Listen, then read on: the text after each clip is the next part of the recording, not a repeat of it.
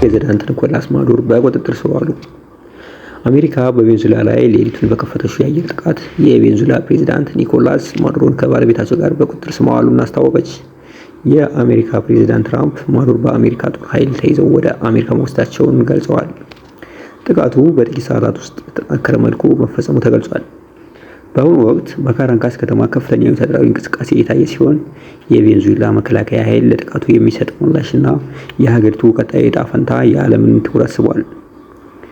ፕሬዝዳንት ማዱሮ ቀደም ሲል በአሜሪካ ላይ ከባድ ውንጀላዎችን እያቀረቡ እንደነበር ይታወቃል። ወደ ሌላ ዜና ስናልፍ አነጋጋሪው የጋናው ኖህ በቁጥጥር ስር ዋለ። ባለፈው ሳምንት በሰፊው መነጋገሪያ የነበረው ምድር በጎርፍ ልትጠፋ ነው በሚል መርከብ እየሰራ የነበረው ኢቦኖህ በጋና ፖሊስ ተይዞ በቁጥጥር ስር መዋሉ ተገለጸ። ግለሰቡ ለ3 ተከታታይ ዓመታት ዝናብ ይዘንባል፣ ምድርም በውሃ ትወጣለች በሚል መግለጫ በህዝቡ ላይ ከፍተኛ ፍርሃትና ጭንቀት መፍጠሩ ተጠቅሷል። ከፍጥነት ውሃ ትተርፋላችሁ በሚል ሰዎችን በማሳሳት ገንዘብ ሰብስበው ለግል ጥቅምና ለመኪና ግዢ ማዋሉ ተገልጿል። የጋና ፖሊስ ግለሰቡን ከሳይበር ጋር በተያያዙ ወንጀሎች ጭምር እየመረመረው መሆኑን አስታውቋል። መርከብ ሰርቼ አድናቸዋለሁ ሲል ራሱ በፖሊስ ራሱን ማዳን ያልቻለው ይህ ሰው አሁን በቁጥጥር ስር መዋሉ ተገልጿል።